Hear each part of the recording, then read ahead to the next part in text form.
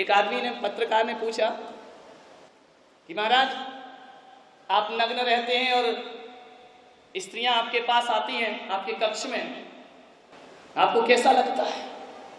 अरे मैंने कहा मुझे कैसा लगेगा? बोले नहीं आप बताइए, मैं जनरल प्रश्न पूछ रहा हूं। मैंने कहा मुझसे पूछ रहे कैसा लगता है? मैंने कहा मुझसे मत पूछो, घर जाओ और अपने 2 साल के निर्विकार नंगे बच्चे से पूछना कि उसकी माँ बहन कमरे में आती है तो उसे कैसा लगता है। मैंने कहा जब तुम बहुत छोटे थे और माँ के आंचल का जब दूध पीते थे तो बोले माँ के आंचल में हाथ रखने पर तुम्हें कैसा लगता था? विचार करिए, सोचना है आपको। जब भी माताएं बहनें आती है ना तो मुझे ऐसा लगता है कि ये मेरी माँ है और मैं इनका छोटा सा बालक हूं। निर्विकार निर्वासना में फैशन और व्यसन से बचिए, ये देश के लिए बहुत बड़ा खतरा है। युवा पीढ़ी फैशन और व्यसन में जा रही है। पहले लोग मेरे पास आते थे तो जेब से बादाम गिरती थी, सुपारी गिरती थी, अक्षत गिरा करता था। अब आते हैं, नमोस्तु करते हैं, माणिक चंद, विमल, लियो, बादशाह, गुरु। मैंने कहा कर दिया खाना गुरु को ही शुरू, अब क्या होगा तुम्हारा? गोल्ड मोहर। वाह रे आदमी, ये गिरता है आदमी के जेब से। ये चरित्र है हमारा। विचार करिए, गुटखा खा रहे हैं, शराब पी रहे हैं, सिगरेट पी रहे हैं।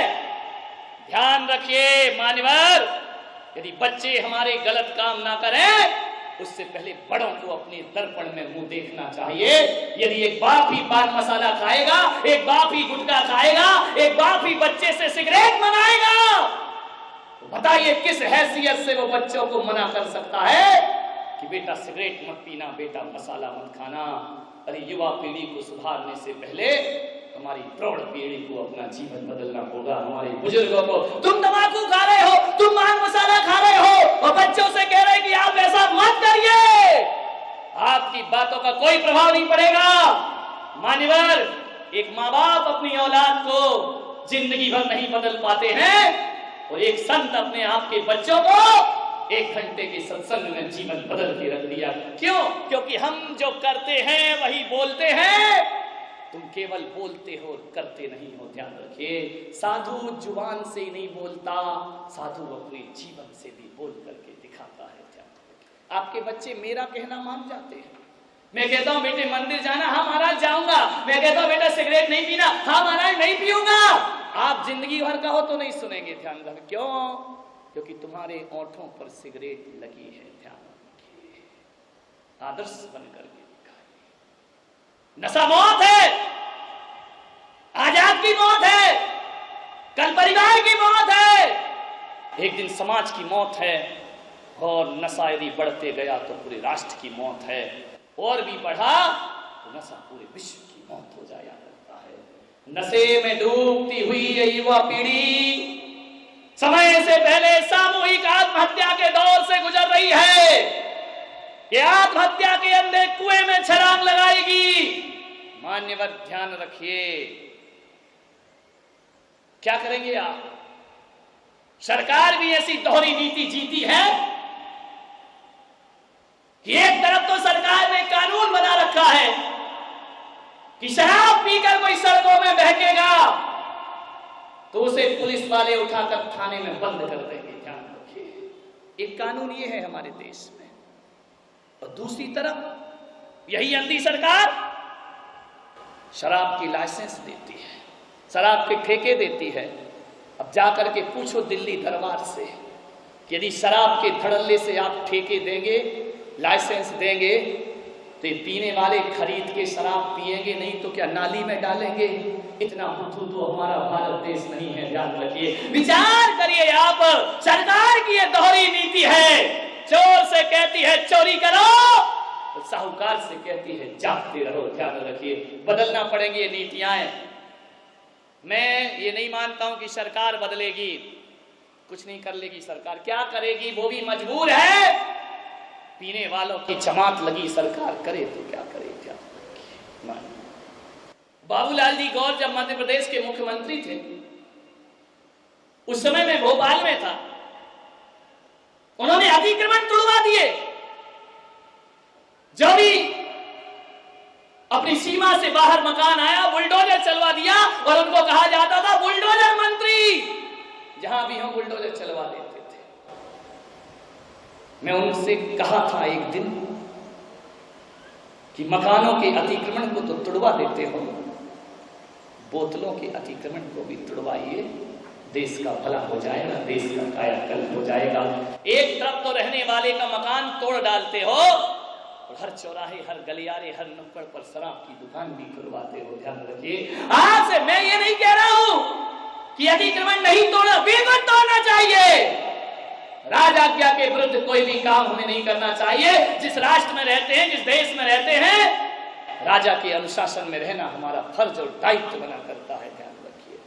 सीमाओं का उल्लंघन करोगे, टूटेंगे। लेकिन मैं आपसे कहता हूं, कोई मंत्री अतिक्रमण तोड़वाता है तो तुम सब मिलके भी तो कोई मैखाने तोड़वा सकते हो, शराब की दुकानें बंद करा सकते हो। अरे जब शराब बिकेगी नहीं तो पिएगा कौन? और यदि सारे लोग शराब पीना ही छोड़ देंगे तो फिर बेचेगा कौन? ध्यान। गलती दोनों तरफ से है, सरकार की भी गलती है और नागरिक की भी बहुत बड़ी गलती है। ध्यान। क्या हो गया मेरे देश को? जिस देश में गंगा बहती है, हम उस देश के वासी हैं। गंगा इस देश की लाइफ लाइन है मेरे भाई। मेरे देश की पवित्र गंगा। ऐसा देश है हमारा कि जहां मैदानों में गंगा बहा करती है और मंदिरों में गंधोदक रखा करते हैं, जिसे हम माथे में लगाकर जीवन को धन्य किया करते हैं। मानवत, जिस देश में गंगा बह रही हो वहां शराब की नदियां बहें, शर्म की बात हुआ करती है। गिलासों में जो उबरे वो न डूबे उबे जिंदगानी में, और हजारों बह गए इन बोतलों के बंद पानी में। मान्यवर, एक शराबी शराब पी रहा था, मुझे मिल गया। मैंने कहा शराब क्यों पीते हो? मालूम उसने क्या बोला? मुझे पीने का शौक नहीं। शर्माओ मत, आता है। ध्यान रखिए। पीता हूं गम भुलाने को। मैंने कहा पागल, एक बात बता, शराब पीने से तू गम भूल जाता है? बोले हाँ महाराज, जितनी देर नशा रहता है उतनी देर तो भूल ही जाता हूं। मैंने कहा पागल, तू तो थोड़ी देर को अपना गम भूल जाता है, मगर याद रख, जिंदगी भर को तेरा परिवार गम में डूब जाता है। ध्यान रखिए।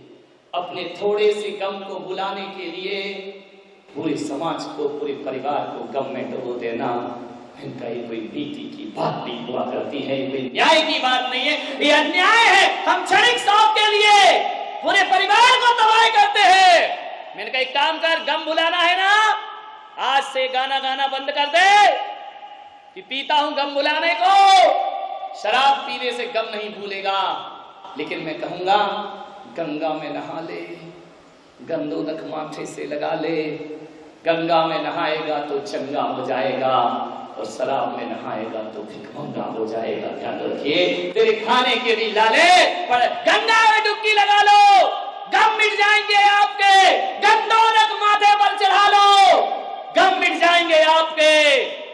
लेकिन शराब ओंठों से लगाओगे, जिंदगी भर गम तुम्हारा पीछा नहीं। सुरा सुंदरी के शौकीन जीवन के अंत समय में कुत्ते की मौत मरा करते हैं। ध्यान रखिए। मैं आपसे कह रहा हूं, मैं बस बात आपसे कहने जा रहा हूं। मेरी अपेक्षा है, मेरी भावना है कि तुम कुत्ते की मौत ना मरो। तुम जब भी मरो इस दुनिया से जाओ तो कुत्ते की मौत नहीं, एक संत की मौत दुनिया से विदा हो। तुम्हारा मानव जीवन पाना सार्थक और सफल हो जाएगा। लोग कहते हैं विश्व में शांति हो। क्या होता है विश्व? लोग कहते हैं राष्ट्र में शांति हो, समाज में शांति हो। किसे कहते हैं राष्ट्र, किसे कहते हैं विश्व? विश्व कोई सामान है, विश्व कोई पदार्थ है? ध्यान रखना, एक एक आदमी विश्व हुआ करता है और एक एक आदमी राष्ट्र हुआ करता है। एक एक आदमी के जीवन से यदि व्यसन निकल जाए तो ध्यान रखना, वो आदमी की शांति नहीं, वो पूरे विश्व राष्ट्र की शांति हुआ करती है। हम ही तो विश्व है मेरे भाई, हम ही तो संसार है मेरे भाई, हमसे ही तो विश्व बना है, हमसे ही तो दुनिया बनी है। और किस विश्व की शांति चाहते हो? अपने मन में शांति पैदा करो। जो अपने मन में शांति पैदा करके अपने मन को पवित्र कर लेता है, उस राष्ट्र और विश्व को पवित्र होने में ज्यादा देर। अपने आप को देखो मान्यवर, शराब पूरे परिवार को तबाह करती है, पीता एक है, दुर्दशा पूरे परिवार की होती है। एक आदमी को मैं जानता हूं, मैं एक बार जेल गया, एक दिन के लिए प्रवचन करने, और कुछ मत लगावत कि मैंने कोई कांड किया इसलिए जेल गया। हर शहर में जाता हूं, प्रवचन करने गया, उपदेश देने गया। मेरे प्रवचन के बाद मैंने क्या देखा कि एक कैदी एक पेड़ के नीचे बैठा आंसू लुढ़का रहा है। मेरा वहां से गुजरना हुआ, मेरी निगाह पड़ी उस पर, मैंने जाकर उसके सिर पे हाथ रखा। मैंने कहा मेरे भाई रोते क्यों? बोले महाराज मैं इसलिए रो रहा हूं कि 8 दिन बाद मेरी सजा पूरी हो रही है।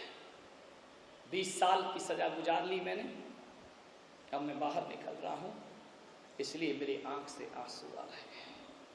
मैंने कहा पागल, बाहर निकलते समय तो हर कैदी खुश होता है, पिंजरे से बाहर आता है, पक्षी आनंद में डूबता है। उसने मेरे पैर पकड़े, आंसुओं से पैर धो दिए कि महाराज चाहे कुछ भी करो, जेलर साहब से बोलकर मेरी सजा माफ मत करवाओ, मेरी सजा पूरी मत करवाओ। जितने दिन भी मैं जीना चाहता हूं इसी जेल के भीतर जीना चाहता हूं। मैंने कहा अजीब आदमी है। अधीक्षक साहब मेरे साथ चल रहे थे। मैंने कहा ये कैसा अजीब कैदी है, ये कहता है मुझे बाहर नहीं जाना है, मुझे यही रहना है, और मेरी सजा पूरे होते ही जेलर साहब मुझे जेल से बाहर कर देंगे। मैं बाहर नहीं जाना चाहता महाराज। मैंने कहा वजह क्या है? जेलर ने कहा कि वो टूटा हुआ आदमी है महाराज, ये बाहर की दुनिया में प्रवेश नहीं करना चाहता है। मैंने उसके जख्मों पर मलहम लगाने का प्रयास किया। मैंने कहा बता भाई तुझे क्या तकलीफ है, एक बात तो बता दे, क्या वजह थी जो तू इस जेल के भीतर अपनी जिंदगी गुजार रहा है? ये 20 साल गुजार दिए तूने। बोले महाराज मेरा भी एक परिवार था, एक बहुत अच्छी पत्नी थी, मेरे बच्चे थे, लेकिन महाराज ऐसे लोगों की संगति में मैं पड़ गया कि ऐसे चंद लोगों ने मेरा पूरा परिवार तहस नहस कर दिया। ऐसे लोग इस समाज में हैं जो मुझे गलत राह पर ले गए। मैं कभी शराब नहीं पीता था, उन्होंने मुझे शराब पीना सिखा दी। महाराज ऐसी लत लगी, ऐसी लत लगी कि जैसे जैसे मैं शराब के घूंट पीता वैसे वैसे मेरी पत्नी आंखों से आंसू की धारा बहाती, मेरे बच्चे रोते, मेरे माँ बाप का सिर शर्मिंदगी से झुक जाता कि तू ये क्या करने लगा, इतना अच्छा हमारा लड़का। रोज रोती मेरी पत्नी, और धीरे धीरे उस पत्नी मजबूर बनी। अब वो आंसू नहीं बहाती, अब मुझसे संघर्ष करती, मुझसे विरोध करती। 1 साल हुआ, 2 साल हुआ, आए दिन झगड़ा होता, घर में कलह होती। पत्नी ने कहा मैं सुसाइड कर लूंगी, लेकिन तुम शराबी के साथ अपनी जिंदगी नहीं गुजार सकती है।